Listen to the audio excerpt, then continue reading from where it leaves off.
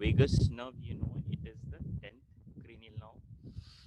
And vague means, you know, something which is irregular, which is not very well defined the course of it, this nerve. So it is having a vague course, and that's why it's called vagus nerve. And it's the, you know, predominantly it's known as like the parasympathetic outflow, right, from the cranial region. You know, the parasympathetic outflow is craniosacral.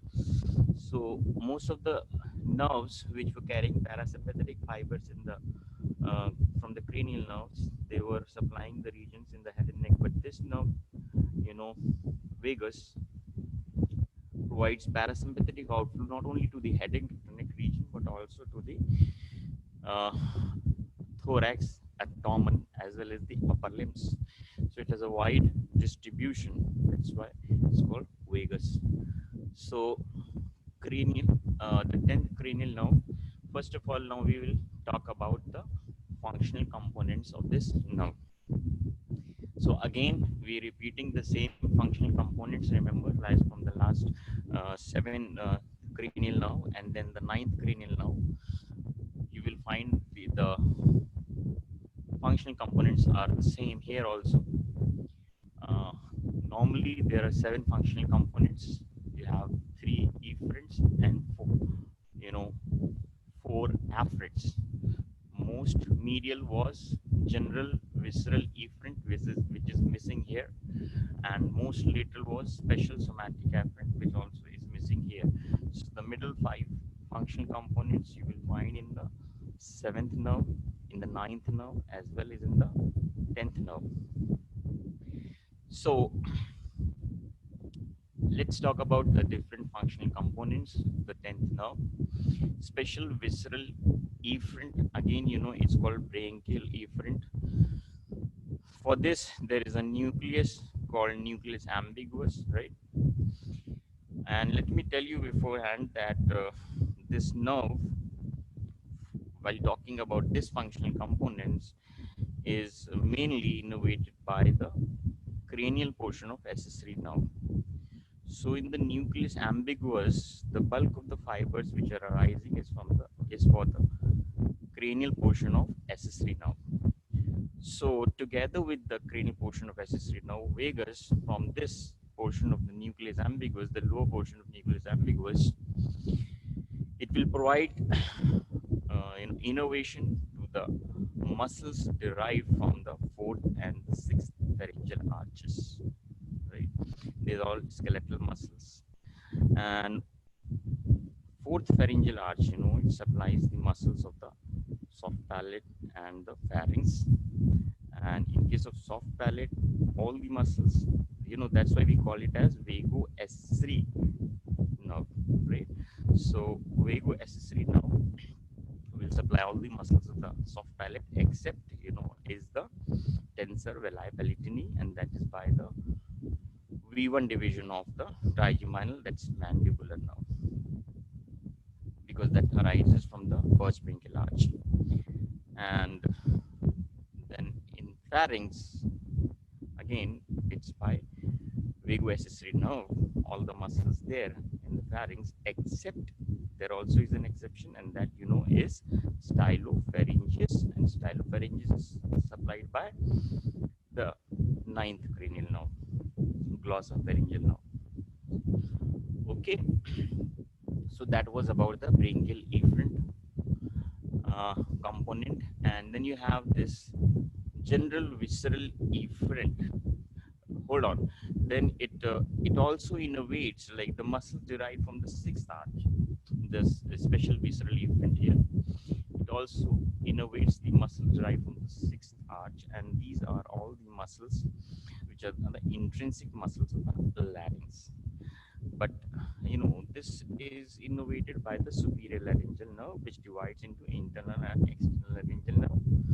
So all the muscles of the intrinsic muscles of the larynx, they are innervated by the internal laryngeal nerve, except one which is innervated by the external laryngeal nerve, and that is cricothyroid. So everywhere you have one exception, right? So remember this. In the soft palate, there is one exception. In the pharynx, there is one exception, and in the intrinsic muscles, although all of them by the same nerve, that's vagoaccessory nerve, but actually that's from the recurrent laryngeal branch of the vagus, which innervates the nerve of the first bronchial arch of the fourth bronchial arch is superior laryngeal nerve, and nerve of the sixth arch is recurrent laryngeal nerve. So the intrinsic muscles of the larynx, they're all innervated by recurrent laryngeal nerve branch of vagus, except the cricothyroid, which is innervated by external laryngeal nerve. Okay, so that was about the muscles derived, the skeletal muscles from bronchial arches innervated by vagoaccessory nerve. Now we will talk about this functional column, that is general visceral efferent. And general visceral efferent refers to the innervation of the smooth muscles, and therefore it's an autonomic parasympathetic outflow. And this is actually, this pathway is the chief pathway of the vagus. If you see you know uh, vagus nerve, actually the most of the fibers, the bulk of the fibers running in vagus are coming from this functional component, and the nucleus there is dorsal nucleus of vagus, that. So most of the fibers in vagus, they come from this dorsal nucleus of vagus, and these fibers, parasympathetic fibers, these are you know vis, uh, secretomotor as well as visceromotor fibers. Secretomotor means for the secretions of the various glands.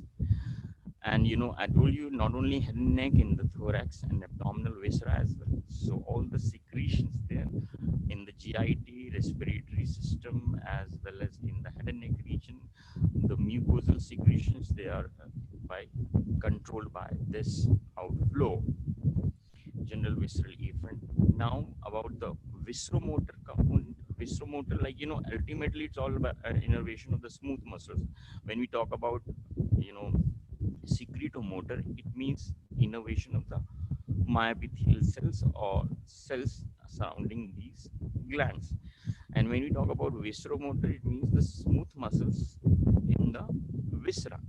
While that means, the action of peristaltic waves. These peristaltic waves in the GIT, they are being controlled by this component, right? So bronchial muscles, respiratory system, right? Even the innervation of heart. Remember, bradycardia is being caused by this vagus. So it's also, and the sphincters, right? The sphincters are also being controlled by, it's actually, it constricts the sphincter, right? Vagus actually relaxes. It's the sympathetic outflow which constricts the sphincters, but the parasympathetic outflow relaxes the sphincters of GIT. And that also is helping in gastric emptying, right, by pyloric dilatation of the pyloric sphincters. So the two functions you've got to know here is about the general visceral efferent. Then general visceral afferent. General visceral afferent means the sensations of touch, pain, pressure, vibration, temperature, all, and stretch sensations. All these sensations from the head and neck, viscera of the head and neck, viscera of thorax and abdominal viscera. These sensations, pain, temperature, stretch, all these sensations, and don't forget, it's also including carotid body, carotid sinus, and also from the pharynx, larynx, trachea, esophagus, right? All from these areas, this sensation is being carried through. This functional column is called general visceral afferent. And remember, while I think yesterday I taught you this ninth cranial nerve and pharynx. Remember the gag reflex. pharynx, I told you that the sensations, general visceral afferent sensations from the posterior wall of the pharynx were being conveyed through the glossopharyngeal. And here again, we repeating that again is by ovagus. So remember, that's why I told you while I was teaching the gag reflex, I told you this again becomes confusion many times among students that gag reflex is to assess the integrity of which nerve. So remember, gag reflex is always related to the glossopharyngeal nerve. Okay, so this was about the general sensations from the viscera that it innervates, and special visceral afferent. Again, this one is the gustatory sensation that brings in the gustatory sensations of taste from the posterior most portion of the tongue, that is called vallicula, right? In the posterior most portion of the tongue, at the level of epiglottis, in between there is this depression called vallicula, where normally it's like a reservoir of saliva. So that, like, when you eat the food, when it reaches in the food pipe, it gets mixed with the saliva. So it is bringing taste sensations from that region, that the posterior most portion of the tongue called the vallicula, as well as taste sensations from the epiglottis. So, and these fibers, like, taste sensations from this area is being conveyed by internal laryngeal nerve, right? And of course, these also will reach to the nucleus tractus solitarius, both of them. These two functional components relay in the nucleus tractus solitarius. Fibers for taste sensations will reach to the upper portion, and for fibers carrying general sensations will relay in the lower portion of the nucleus of tractus solitarius, right? And let me wait with the next slide. I have to tell some very important thing regarding the dorsal nucleus, because it's a mixed nucleus, right? Anyways, so I think I'll be reminding this again. Then, yes, the last one is general somatic afferent, right?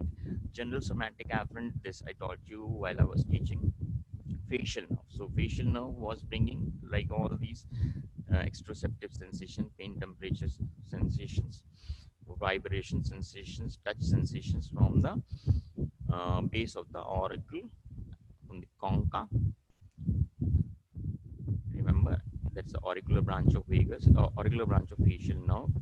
And I told you that it actually is communicating through vagus. And auricular branch of vagus is called Arnold's nerve or Elderman's nerve. So vagus will, bring in all these general sensations, not only from the meatus or the base of the pinna and the concha, but also from the posterior aspect of the external auditory meatus, as well as from the outer surface of the tympanic membrane. So this is, and auriculotemporal nerve was also conveying, sensations, but auriculotemporal, is branch from the cervical plexus. Sorry, no, auriculotemporal was from the mandibular nerve. So from the posterior portion of the external auditory meatus, as well as from the posterior superior portion of the external tympanic membrane on outer surface, these general sensations are being brought into the auricular branch of vagus, and that's called Arnold's nerve. Okay. Now we will talk about the different nuclei of the 10th nerve. So we've done with this, different functional components. Nucleus ambiguous is related to special visceral efferent fibers, right? So it's a motor nucleus for the innervation of muscles derived from the fourth and sixth pharyngeal arches. And as I told you, nucleus ambiguous is actually elongated nucleus and is a combined nucleus for 9, 10, and 11th cranial nerves. The upper portion is like, providing fibers to convey via the glossopharyngeal to supply the stylopharyngeus. The lower portion of this nucleus ambiguous, remember, it is occupied mainly, the bulk of this nucleus is occupied by the cranial portion of accessory nerve. So vagus and accessory, they arise of course separately, but both of them, the two nerves, the cranial, accessory, and vagus, they join in the jugular foramen at the level of inferior ganglion of the vagus. So they emerge separately, and as I told you, the bulk of the fibers, the lower motor neurons, will be passing through the cranial accessory nerve. And together they innervate the muscles of the fourth and sixth arches. Then dorsal nucleus of vagus. Yes, I was telling you that this is a mixed nucleus. Till now, I have been telling you about the nucleus, the functional columns, and how they are placed in the brain stem. And categorically, this dorsal nucleus of vagus is general, visceral, efferent, right, innervating the smooth muscle. So it's a parasympathetic outflow to innervate the smooth muscle. So, and this is, this is actually classified into two groups. One is the, secretomotor group, innervating the muscles of the glands for the secretions from the gland, including pancreas, including liver, including the mucous glands and the GIT and the respiratory system, even in the pharynx, right, larynx, everywhere. This is distributing the secretomotor fibers, and visceromotor is also being distributed because that's innervating the muscles of the viscera. But the next function nucleus, is nucleus of tractus solitarius. This includes two functional columns. Upper portion was special visceral afferent, bringing the taste sensations, and the upper portion of tractus solitarius is divided into three parts: upper one third, middle one third, lower one third. And upper one third was receiving fibers from the anterior two third of the tongue, and that was through this chorda tympani, or nervus intermedius branch of the facial nerve. And then the middle one third was receiving fibers, taste sensations from the posterior one third of the tongue through the glossopharyngeal. And the lower portion of the upper portion, lower one third of the upper portion of this nucleus tractus solitarius is receiving taste sensations from the vallicula and the epiglottis. Now the lower half or lower portion of this tractus solitarius, that is receiving general visceral afferent sensations, and these general visceral afferent sensations were being brought in via seventh nerve, right? Then via ninth nerve, via 10th nerve also. But important thing is these general visceral afferent sensations which are being brought in from the viscera of the thorax and abdomen and in the head and neck region, right from the pharynx, larynx, esophagus, then you have this lungs, hearts, GIT. Got it? So these sensations will be brought in through vagus, and they will be relayed in the lower portion of nucleus tractus solitarius. But important point is that these sensations which are being carried by vagus will also reach to the dorsal nucleus of vagus. So general visceral afferent sensations, that is sensations of stretch, touch, pressure, vibration, pain, temperature, all these sensations from the viscera, thorax, abdomen, head and neck. I mean, which the areas which is innervated by the facial nerve, these sensations will be brought in two nucleus, in the lower portion of nucleus tractus solitarius as well as in the dorsal nucleus of vagus. Now you get it clear. The dorsal nucleus of vagus is actually a mixed nucleus because it is both, it is carrying fibers both afferents and efferents. Efferents कौन से हैं इसमें से? इसमें general visceral efferent, और afferent कौन से आ रहे हैं? General visceral afferent. So what you conclude here, why has this been a peculiarity about this dorsal nucleus of vagus? Otherwise, you still now there was nothing like a nucleus being mixed. All the nucleus were well defined. Whatever the purpose for the nucleus, you have been already taught about. But now you're getting to know that the dorsal nucleus of vagus is a mixed nucleus. It is receiving general visceral afferent sensations innervated by the vagus, and it also is innervating the smooth muscles of the viscera innervated by vagus. So this has been actually what I believe they should have actually reached to the lower portion of tractus solitarius, but they're also reaching to the dorsal nucleus of vagus is what I conclude is the same reason. Remember while I was teaching about the facial colliculus, why the motor facial nerve was winding around a center reaching closer to the spinal nucleus and the sphere nucleus of the trigeminal was the movement called neurobiotaxis, and that was so that whatever stimulus from the face is being received, right? So they will be reaching to the trigeminal nucleus, spinal, or the chief sensory nucleus, and they have to immediately react through the muscles of the face. So, to providing a quick reflex, quick reflex on the face, like even a bee sits on your face, there is like twitching of muscles.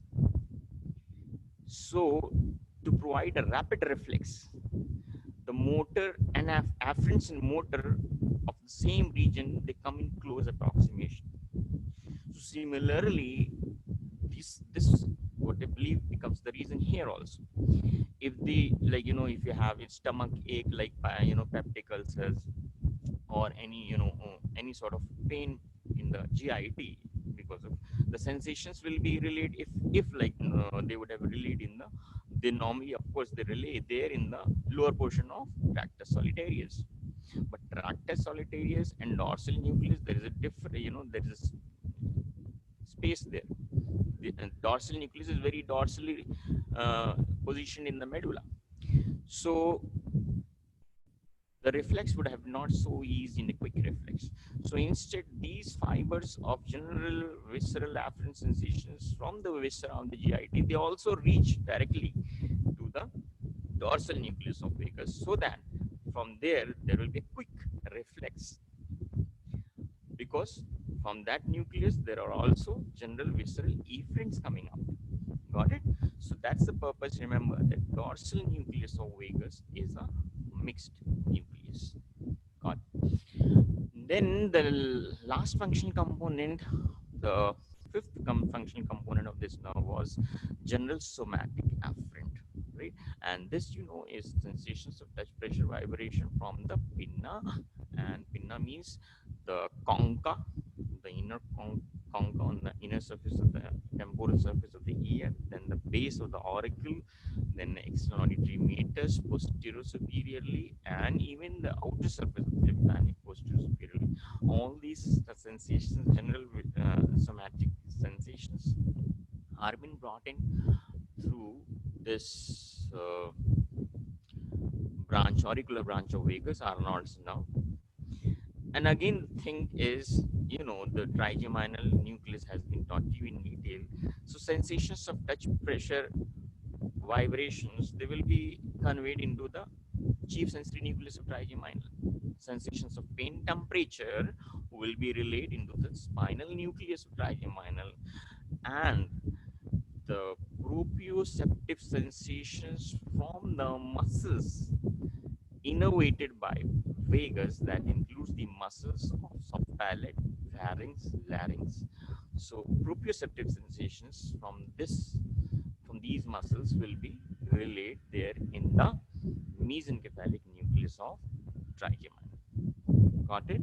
So that was all about the functional components and nuclei of the 10th nerve. Just have a look of these location of these nucleus. Again, the same, it's a sagittal section. You're seeing is the midbrain, pons and medulla, and dorsally to the lower portion of the pons and upper portion of medulla, there is this ventricle, the fourth ventricle.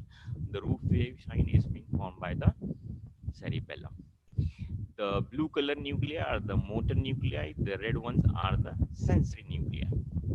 The green one is the nucleus we are talking about, that is nucleus ambiguous. So it's, it is providing efferent fibers to innervate the muscles derived from third, fourth, and sixth arches, right? And most of the fibers, because there's only one muscle, right, from the third arch, and that is stylopharyngeus. वो तो यहाँ से they'll be passing out through glossopharyngeal. Then for 10th and 11th, the most of the fibers emerging from this nucleus will pass out through the cranial portion of accessory nerve. Got it? And they will emerge separately within the two nerves, 10th and 11th nerves. Okay. Then this nucleus, remember that the more important thing which I was telling is being mixed nucleus. This nucleus, as the name suggests, posterior nucleus, or even you can call it as the dorsal nucleus of vagus. So because being dorsal or posterior nucleus, you can see how posteriorly it's deeply located in the upper portion of the medulla. It extends, its elongated nucleus extends in the open and closed portion of the medulla, and it's so posterior that it leaves an impression there on the lower half of the floor of the fourth ventricle. So if you see the dorsum side, or you can see the floor of the fourth ventricle, you will find the vagal area there, that's called vagal triangular area, a vagal triangle, and that's because of this dorsal nucleus of vagus, which leaves an impression, where there's an impression on the floor of the fourth ventricle because of this dorsal nucleus, right? So dorsal nucleus of vagus, the chief purpose is that it's providing efferents, right? कौन सी efferents हैं? General visceral efferent, the smooth muscles of the GIT के लिए, secretomotor and visceromotor. But it also is receiving afferents, and those are general visceral afferents from the same viscera that this vagus innervates, right? Okay. Then this nucleus, tractus solitarius, you can see it's an elongated nucleus, again extending from the lower portion of pons, then medulla, upper portion, both closed and open portion, and this was mainly for the taste sensation in the upper portion and for receiving the general visceral afferent sensations in the lower portion. Got it? Upper portion for the tongue. So anterior to the, upper one third, middle one third, lower one third in the upper portion, that's been divided for facial nerve, glossopharyngeal, and vagus. And the lower portion, it was receiving general sensations from via, different nerves, including facial nerve, then including ninth nerve, including 10th nerve, right? So the general sensations are from the viscera are brought in here, the lower portion of tractus solitarius. Okay. Then about the trigeminal is the somatic afferents. So proprioceptive sensations from the muscles of the fourth and sixth arches are being brought in here into the mesencephalic nucleus of trigeminal. Then the sensations of touch, pressure, vibration from the pinna that takes 83 meters outside the tympanic membrane, they will be brought in here. chief sensory nucleus and the spinal nucleus. Sensations of pain, temperature, and fine touch, they will be brought in here into the spinal nucleus of trigeminal from the pinna as well. External meters and outside symptomatic. Got it? So that was all about the basics about the vagus. Now the course of vagus. Firstly, we'll talk about the intraneural course of the 10th nerve. This diagram I had shown you while I was teaching this glossopharyngeal nerve, and so this section you're seeing here is from the upper section of the medulla, and upper section of medulla is, you can see, because the ventricle, fourth ventricle is open on the dorsal side, which will be covered by cerebellum. Here the two inferior uh, you know these are the inferior cerebellar peduncles from both the side, and inferior medullary velum. These are the projections or the everted portion and the lower of the fourth ventricle. And here you find anteriorly it's the pyramids. These are the bulgings because of the inferior lively nucleus called polyps, and this bulges because of the inferior cerebellar peduncle. So because these are I told you this from here, between the pyramids and the olives, that's anterolateral sulcus, and from here it's the 12th nerve that will arise here, emerge out from the medulla, and it's the posterolateral sulcus between the olives and the inferior cerebellar peduncles, from where the 9th, 10th, and 11th cranial nerve will emerge on the surface of the brain stem ventrally. Now we see here about the same nuclei, because I told you the 5 functional components of 9th and the 10th cranial nerve are the same nuclei. So here we had studied about the glossopharyngeal nerve, right? You can see here it is nucleus ambiguous. This is the tractus solitarius, the afferent nucleus, and this is the inferior salivatory nucleus in case here the glossopharyngeal, and this I told you is in continuation down below with the dorsal nucleus of vagus, right? So this one is um, general visceral efferent. Both of them are general visceral efferent, but this, now you've got to know, it is a mixed nucleus. And then you have the trigeminal nucleus placed laterally for the general somatic afferents. And while talking about, like, when this nerve emerges, glossopharyngeal, when it emerges, remember, on the posterolateral sulcus by 3 to 4 rootlets, and those 3 to 4 rootlets they together join to form a single nerve, that's glossopharyngeal nerve, and that was having 2 ganglion, the superior and inferior ganglion, and inferior was the main ganglion, and superior ganglion was nothing but a detached portion from the inferior ganglion. And inferior ganglion has importance in this, because that's the collection of cytons in the jugular fossa down below, and it was leaving an impression on the petrous temporal in the form of jugular glossopharyngeal notch in the jugular foramen. But here, now look here in the vagus nerve, this nucleus ambiguous. Uh, are you all seeing the slide? Just raise your hand, few of you. Okay, very good. Good. So this nucleus you're seeing is ambiguous, and this will, provide innervation to the muscles of the third, fourth, and sixth arches. So here, these are the lower motor neurons. You don't find any cytons in the course of the nerves. Then this one is tractus solitarius. From tractus solitarius, these are the afferent nucleus. So it is bringing, the taste sensations from the vallicula and the posterior epiglottis. They will rearray in the upper portion, and the general sensations from the viscera that this nerve innervates. That's, again, repeatedly the same thing. I'm telling it's from the pharynx, larynx, esophagus, GIT, viscera of the thorax, and all. So the general sensations will be brought in here in the lower portion of tractus solitarius. You can draw it because I have told you now, these sensations will also reach to the dorsal nucleus of vagus. Then dorsal nucleus of vagus is actually efferent nucleus. So general visceral efferent, these are the preganglionic parasympathetic fibers. They will run along with this nerve, and because they are lower motor neurons, because they are efferent, so they don't have a cyton here in the ganglion, they continue like this, and they will reach to synapse with the um, postganglionic parasympathetic neurons.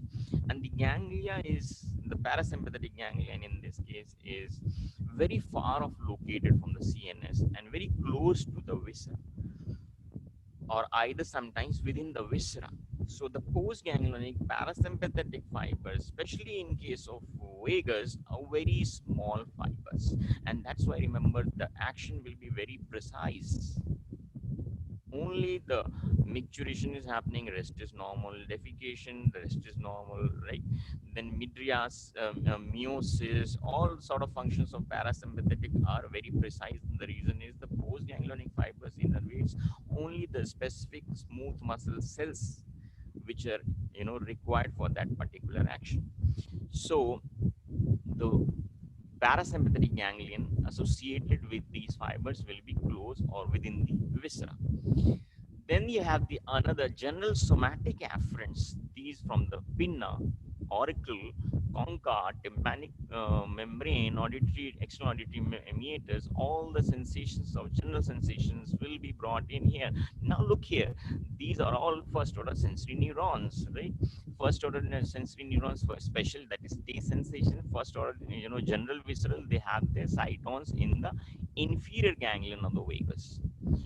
But the sensations, the general sensations from the auricle, external meatus and tympanic membrane, they will have their cytons in the superior nucleus of the vagus, and they will, reach to the different, in nucleus, sensory, and mainly into the spinal nucleus of the trigeminal. Got it? Okay. So remember that in both these nerves, glossopharyngeal and vagus, the inferior ganglion is the main ganglion for the visceral afferents. And in case of glossopharyngeal, even for the general afferent, general somatic afferents, it's again the cytons also lie in the inferior ganglion. So in case of glossopharyngeal, every afferents they are linked and they have the cytons in the inferior ganglion. But in case of vagus, the visceral afferents will have the cytons in the inferior ganglion, and the general somatic afferent will have its cyton in the superior ganglion. Okay, so superior ganglion you're seeing here, it is a smaller rounded ganglion which is located, because when this nerve will emerge out, this nucleus will be located in the jugular foramen, and this will be located at the base of the skull, and it's an elongated nucleus around 2.5 centimeters, cylindrical nucleus, and this will be visible to the naked eyes. So after passing through the intraneural course, now we'll discuss about the intracranial course. As you're seeing, this is the medulla with a median longitudinal fissure. This is the anterolateral sulcus from where this hypoglossal nerve emerges. Then you have a posterolateral sulcus from where 9th, 10th, and 11th cranial nerves arise, the cranial portion of the accessory nerve. So glossopharyngeal, I told you, they was arising from 3 to 4 filaments which join to form glossopharyngeal nerve. Similarly, vagus, 10th nerve, right? So it's easy to remember that the vagus arises by nearly 10 rootlets from the posterolateral sulcus, around 10 rootlets, and they join to form vagus, right? So further in its intracranial course, because it's a ventral aspect, and all this is within the posterior cranial fossa, and this portion pons and medulla, it's resting over the clivus, and this vagus will now run, of course it will be bathing through the subarachnoid space filled with CSF, and it will run forwards and laterally. It will cross the pharyngeal tubercle just like the glossopharyngeal now. It will cross this jugular tubercle, not pharyngeal, jugular tubercle. It will across the jugular tubercle to reach into the middle portion of the jugular foramen, from where it will exit out along with 9th and 11th cranial nerves. Okay, so here you seeing this again. Now this is the jugular foramen of the left side, seen from within, like seen a superior view. Left sided jugular foramen, superior view, seeing the inside of the cranium from above. So this margin is being formed by occipital bone, and this margin is formed by the petrous temporal bone, right? So this jugular foramen divided into three portions: anterior, middle, and posterior. Anterior middle wale anterior में it's the inferior petrosal sinus. Posterior it is the sigmoid sinus. Now it will exit out as the internal jugular with a bulb there. Because of that bulb of internal jugular, there is a jugular fossa. This cavitation is called jugular fossa. Now the three nerves which emerge out, I told you glossopharyngeal will emerge separately with a separate dural sheath, while 10th and 11th will have a common dural sheath, and glossopharyngeal and vagus will be separated by this inferior petrosal sinus, which runs like this within this jugular foramen to terminate here in the internal jugular vein. So in the jugular foramen, vagus and glossopharyngeal are separated by inferior petrosal sinus. Okay. Apart from that, there are two meningeal branches entering. One is meningeal branch of an ascending pharyngeal artery in the anterior portion, and the meningeal branch of occipital artery in the posterior portion. There will be emissary veins also. And remember, there was a meningeal branch of vagus, a nerve also entering here to provide innervation to the dura, and that also will enter here. Remember, okay. So the course you can see here, this is the jugular tubercle. On it here, this area is this foramen magnum. So this is jugular tubercle. Glossopharyngeal grooves the surface of jugular tubercle, and just behind that will be vagus. Just behind that will be vagus. Okay, so that's how you've seen. Now this vagus, when it will pass here, it will have this upper or the superior ganglion within this, with a small circular ganglion, which will have only the cytones of general somatic afferents. Then when it will emerge out from this foramen at the base of the skull, it will have its inferior ganglion of the vagus, and that is elongated cylindrical nucleus, 2.5 centimeter in length. This already has been taught to you. You can see all the structures, how the dura is surrounding separately glossopharyngeal and accessory and vagus combined with the dural sheath, and emissary veins also passing in the posterior portion of the jugular foramen, and the two meningeal arteries, right? Then this diagram was to make you learn about structures coming in and going out. Going out will be the three cranial nerves and the two petrosal sinus, inferior petrosal and sigmoid sinus. The rest of the structures will be emerging in, and those will be the the meningeal branches of the two arteries and the meningeal nerve, which is a branch of vagus, right? And emissary veins, because they do not have any fixed direction, they'll also pass through this. Now, after being emerged, you have talked about this, the two ganglion. Now we'll talk about the further its course into the neck region, right? From infratemporal fossa, because this jugular foramen is just behind this carotid canal. So carotid canal what was this going inside was the internal carotid artery, right, into the carotid canal of the petrous temporal. And jugular foramen, what was emerging out was this internal jugular vein, and both of them will be surrounded by carotid sheath. You have been taught about that.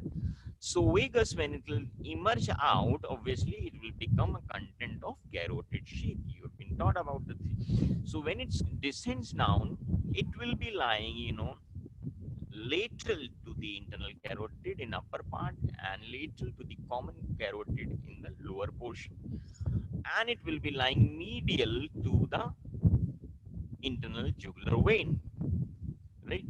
So it's running in between the two big vessels. Remember, the artery is on the medial side and the vein is on the lateral side. And because jugular foramen was, three nerves, they all were emerging around from there, right? So all of them, they will be also contained in the upper portion of carotid sheath. Now you'll see that this vagus from its inferior ganglion, it will provide three branches basically. One is this pharyngeal branch of vagus now. Then you will have a carotid branch of vagus and the superior laryngeal nerve. The three branches given out, they have not shown the carotid branch. Actually, it gets mixed with this plexus around this internal carotid. They reach to supply the carotid body and carotid sinus. So three branches, remember, they are given out from the inferior ganglion of the vagus. Out of these, this branch, this pharyngeal branch of vagus, will have the similar course as glossopharyngeal. Both of these nerves, glossopharyngeal and pharyngeal branch of vagus, pass between the two. Of course, they will first pierce the external jugular is on outside, right? So they will first pierce the carotid sheath and will now run in between internal and external carotid arteries.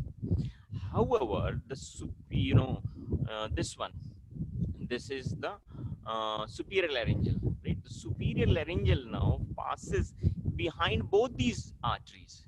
So it has a deeper course.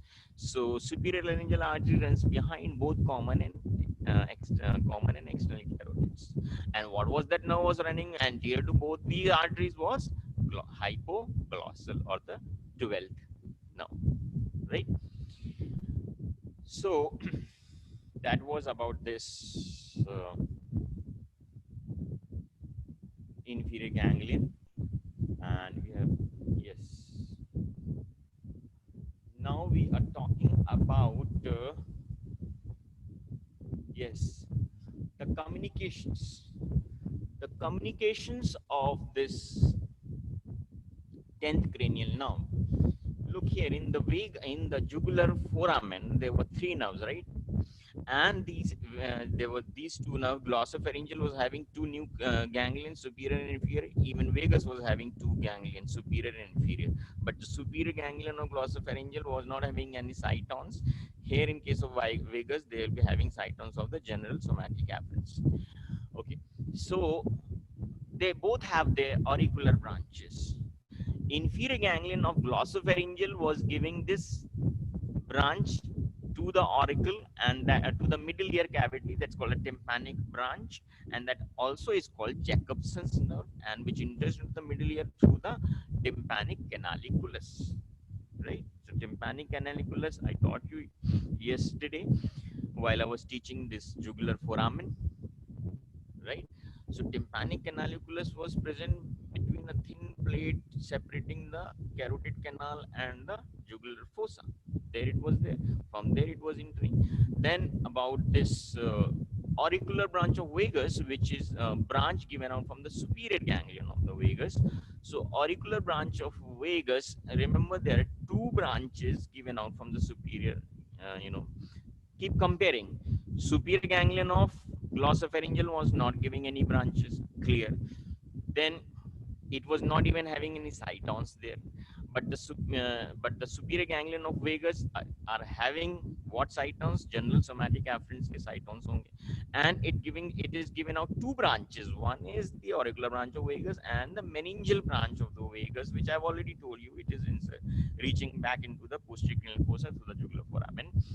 So the superior ganglion is giving out this auricular branch, and this is called Arnold's nerve or Elderman's nerve. This also has a communication from the inferior ganglion of the glossopharyngeal, right? So this enters through the mastoid canaliculus, and mastoid canaliculus was on the petrous temporal bone in the jugular fossa. So behind this jugular bulb, or behind the internal carotid. So this Arnold's branch within this jugular foramen will pass behind or lateral to the internal jugular vein, and then it will enter the mastoid canalicularis, and then it will have the further course. It will around 4 centimeter above the stylomastoid foramen, deep within the petrous temporal bone. It will cross the facial canal and it will emerge out on the tympanomastoid fissure, and it will innervate the auricle there and the externality meters, and will continue to supply the tympanic membrane. But remember, in case of infants, so in the newborns, mastoid was not developed, and there's the chances of compression of this nerve in the difficult deliveries, when pulling the head of the fetus sometimes behind the by placing fingers behind the ears. Compression of this nerve can happen there. Anyway, so now about the superior ganglion. Superior ganglion of the vagus is a small circular ganglion found within the jugular foramen. And I told you there were two branches. One was this auricular branch, the other was the meningeal branch. Apart from this, it have communications. There will be like three communications. Firstly, you can see it is having communication to both the adjacent nerve. So superior ganglion of vagus communicates with glossopharyngeal as well as to the cranial accessory nerve, right? And don't forget, uh, just there anteriorly there was internal carotid surrounded by sympathetic plexus. So that sympathetic plexus will also join and this superior ganglion of vagus.